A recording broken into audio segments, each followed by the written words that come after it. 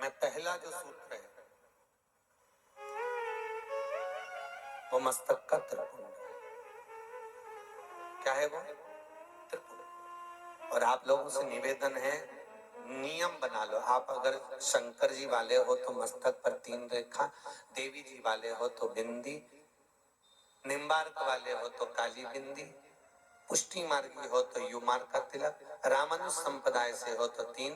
तुम्हारी मर्जी पड़े जैसा तिलक लगाओ, पर मस्तक पर तिलक होना जरूरी है। कंपनी की पहचान।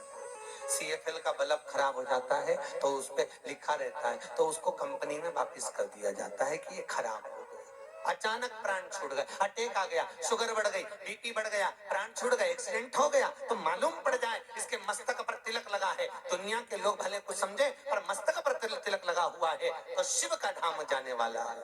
गले में रुद्राक्ष की माला हो, तुलसी की माला हो, पहचान हो जाएगी उस कंपनी का माल, हमारी कंपनी। तो 6 सूत्र में पहला सूत्र हो मस्तक पर त्रिपुंड, और दूसरा सूत्र कहा मुख पर पंचाक्षर मंत्र हो। क्या हो मुख पर? पंचाक्षर। काशी में आए हो, आपसे निवेदन है, प्रयास करना, भले हाथ में माला नहीं पकड़ना, भले नहीं पकड़ना, तुम्हें शर्म आए, तुम्हें लगे हम माला लेकर घूमेंगे क्या करना, तो भले मत पकड़ो, पर निवेदन है पंचाक्षर मंत्र का जाप काशी की नगरी में घट की जिद्या से चलने दो, चलने दो। जब ओम नमः शिवाय बोलिए, ओम नमः शिवाय, पंचाक्षर मंत्र को जपिए नित्य। आप कहीं घूमने गंगा जी के घाट पर दर्शन करने जा रहे हो, पंचाक्षर मंत्र जपो।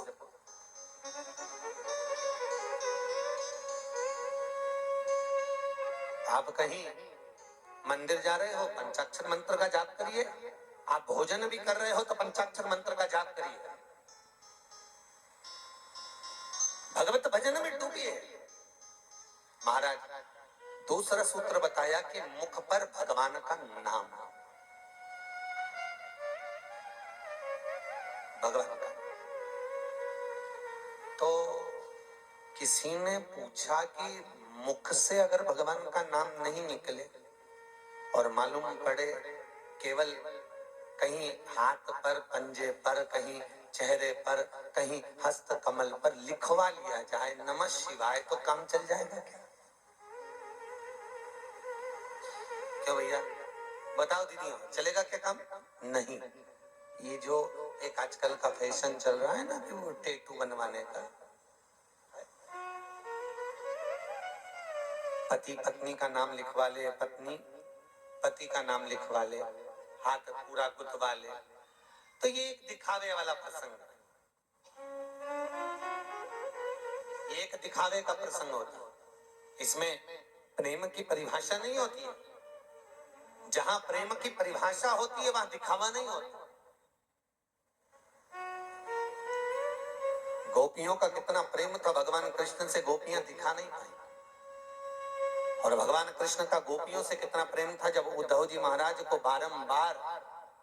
बारंबार उद्धव ने कहा भगवान कृष्ण से, कन्हैया वो गोपियां दिन रात अपने काम में लगी रहती और तू उनके नाम पे रोता रहता है। भगवान कृष्ण कहते हैं उद्धव ऐसा मत कहना, जितना वो मुझे चाहती हैं शायद उतना मैं चाह ही नहीं सकता हूँ। और फिर भगवान ने उद्धव को प्रमाण दिया।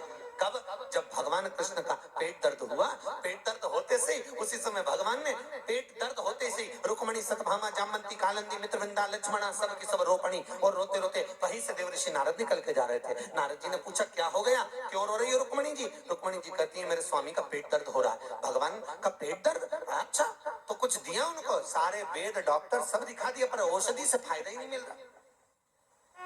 अच्छा फिर अब यही समझ में नहीं आ रहा क्या हो रहा है।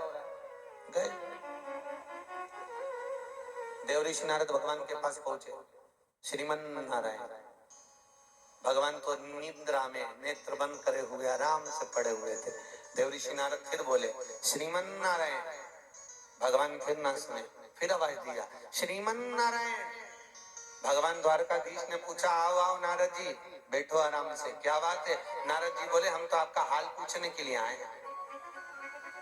भगवान बोले हाल पूछने की जरूरत क्या है, देख तो रहे हो पेट बहुत दुख रहा है, तो प्रभु बताओ दवाई क्या देने हैं? भगवान बोले बताओ हमारा पेट दुख रहा, हमसे ही दवाई पूछ रहे हो? नारद जी बोले तुम्ही ने दर्द दिया है, तुम ही दवा दोगे, बताओ तुम दवाई क्या दी जाए?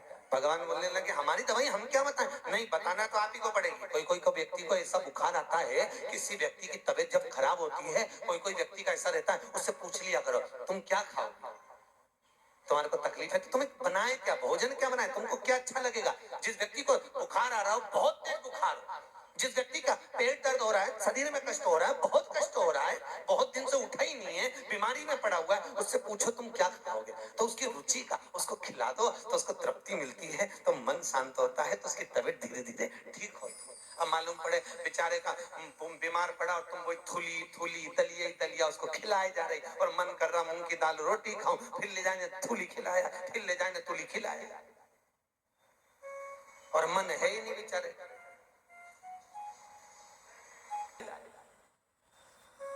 और मन है ही नहीं बेचारे,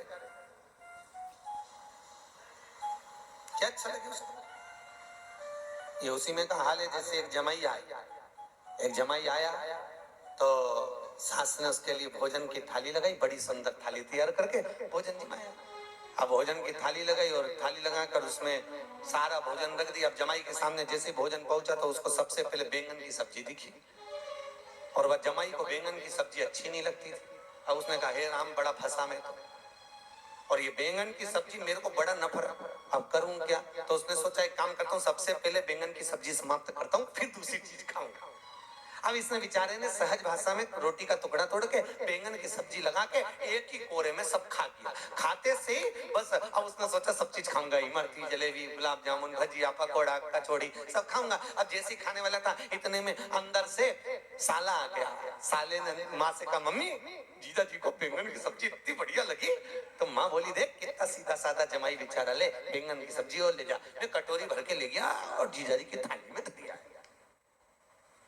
अब बेचारा जीजा को बड़ी आप मना भी कर रहा नहीं, फिर जीजा जी हमारे हाथ, फिर कटोरी भर के धर गया। अब उसने सोचा भी सब सामान बाद में खाऊंगा, बैंगन की सब्जी फिर आ गया, पहले इसको खाओ। बेचारे ने एक दो कोर में बैंगन की सब्जी फिर निपटाई। इतने में सास ने ससुर को बुलाया, सुनो इतना सीधा जमाई कहीं नहीं मिलेगा, बेचारे को देखो कोई भी चीज अच्छी नहीं लगी, बैंगन की सब्जी अच्छी लगी। इतने में ससुर आ गए, ससुर भी लिया कटोरी भर के, मना करा पिताजी नहीं पापा जी नहीं, पिताजी नहीं पापा जी, तो हमारे हाथ का नहीं लोगे, फिर बैंगन की सब्जी धर गया ले। अब बैंगन की सब्जी फिर डाली बेचारे ने बड़ी मुश्किल से कि कचौड़ी मंगोड़ा भजिया बाद में खाऊंगा, पहले बैंगन खा। अब बैंगन की सब्जी फिर खा गया। अब बैंगन की सब्जी फिर खाया। इतने में ससुर ने अंदर जाकर कहा तुम्हारे हाथ की बैंगन की सब्जी जमाई को इतनी जोरदार लगी। सास बोली मुझे क्या मालूम था बैंगन की भजिया बनाती, बैंगन की कचौड़ी बनाती, मुझे क्या मालूम था इनको बैंगन इतना पसंद है। और सास कढ़ैया लेकर ससुर के साथ वहीं जमाई के पास में बैठ गए और पूरी कटोरी 2-3 भर के बैंगन, बेचारे का वह बैंगन ही बैंगन से पेट भरा गया, उठ गया, चले गए लड़की को लेकर वापस। तो व्यक्ति की जिसमें प्रियता ना हो वो ना दिया जाए, जिसमें प्रियता हो वो प्रदान किया, उसमें प्रियता। नारद जी बोल रहे तुम्हारा पेट दुख रहा है, जरा बताओ जल्दी से क्या करना है? भगवान बोले जो मुझे ज्यादा चाहता उसके चरण की रज ला दो। इतनी सी बात। रुक्मणी जी तरह माता रुक्मणी ने बोला बोलो क्या बात है, जरा बैठो सिंहासन पे, रज दो पांव की धूल दो। अरे रुक्मणी जी बोली पागल हो गए नारद जी, मैं अपने पति को अपने पांव की धूल खिलाऊंगी, अपने पांव की चरण की रज दूंगी? नहीं दे सकती। सतभामा जामंती कालिंदी मित्रवृंदा लक्ष्मणा कोई देने को तैयार नहीं। देवऋषि नारद ने सोचा ये तो रज मिली नहीं, क्या करें? देवऋषि नारद चले और ब्रज की रज में पहुंच गए। राधा जी को मालूम पड़ा, राधा जी ने पूछा नारद क्यों रो रहे हो? भगवान का पेट दुख रहा है, चरण की रज चाहिए, तो लो मेरे चरण की रज ले जाओ। और नारद जी के एक पिछोड़े में माता राधा रानी ने चरण की रज दे दी। देकर राधा जी ने उस रज को वापिस ले लिया। वापिस। नारद जी ने पूछा, राधा जी आप चरण की रज नहीं देना चाहती? राधा जी कहती हैं देना चाहती, पर तुमने कहा जो भगवान को ज्यादा चाहता है उसके चरण की रज चाहिए। नारद जी हो सकता है मुझसे ज्यादा चाहने वाली इस ब्रज की रज में और भी गोपी हो, तो तुम एक काम करो सबकी ले जाओ। नारद जी बोले तो सब इतनी सारी कभी इकट्ठी होंगी? राधा जी बोली जब मेरा प्रीतम मेरा कृष्ण यहाँ से गया था तो बंसी मुझे देकर गया था, उस बंसी को मैंने कदम के पेड़ के नीचे ब्रज की रज में छुपा दी है, उसको मैं बजाती हूँ। राधा जी ने बंसी का नाद करा, गोपियां सोची कृष्ण आ गया, दौड़कर गोपियां आ गई। सारी गोपियों से भगवान ने, राधा जी ने कहा एक काम करो अपने अपने चरण की रज दो। इतनी बड़ी पोटली बांध के चरण की रज की देवर्षि नारद को दे दी और नारद जी के सिर पे रख दी। नारद जी के सिर पे जैसी रखी तो नारद जी तो डोले। अब डोलते डोलते नारद जी सीधे पहुंच गए द्वारका। राधा जी ने पूछा, रुक्मणी जी ने पूछा ऐसा डोल क्यों रहा है? के ऊपर रज रखी है तो रज से कोई डोलता है क्या? क्यों मूर्खों जैसा काम कर रहा है? रुक्मणी जी जैसी बोली तो नारद जी ने कहा तुम रख के देख लो। अब जैसी रुक्मणी ने चरण की रज माथे पर रखी तो रुक्मणी भी डोल रही। ले जाकर देवऋषि नारद ने भगवान को चरण की रज दी। भगवान ने पाया पेट दर्द बंद हो गया, उठा के पूरी रज अलमारी में रख दी। भगवान ने पूछा नारद ये क्या कर रहा है, इतनी सारी रज तू अलमारी में क्यों रख रहा है? नारद जी बोले पूरा दवाई का पत्ता ला के रख दिया, जब पेट दुखे जब खाते रहते, बार बार कौन जाएगा लेने। अर्थात शिव महापुराण की कथा कहती है कि प्रेम दिखाया नहीं जाता, प्रेम भीतर से होना चाहिए। भीतर से प्रेम दिखाया नहीं जाता। शादी के पहले छोरा और छोरी जब बात करते हैं ना, हमने कई बार सुना गार्डन में हम लोग जब मॉर्निंग वॉक में घूमने जाते हैं तो एक छोरी बैठी थी, छोरे से कह रही थी तुम काहे को चिंता करते हो, एक बार शादी तो हो जाए, पूरे घर को स्वर्ग बना दूंगी, काहे को चिंता कर रहे हो। हमने उसको घूर के देखा तो हमको लगा छोरी का विल पावर तो देखो कितना मजबूत है।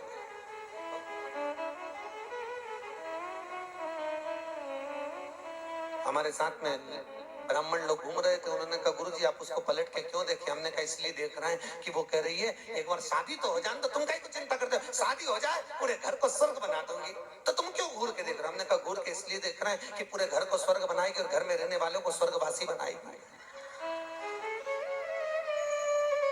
घूर कैसे ले?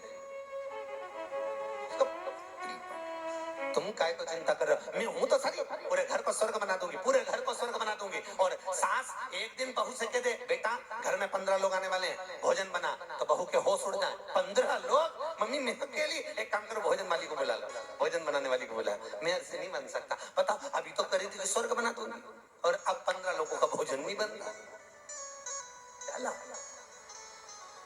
बाहर कहना दिखाना एक अंतर की बात है साहब। शिव महापुराण की कथा कहती है पंचाक्षर मंत्र लिखने से ज्यादा, पंचाक्षर मंत्र अपने हाथ पर गुदरवाने से ज्यादा, पंचाक्षर मंत्र अपने हृदय चित्त में अर्थात वाणी के द्वारा, अपनी जिह्वा के द्वारा, अपने घट की जिह्वा के द्वारा नित्य प्रति निकलना चाहिए। ओम नमः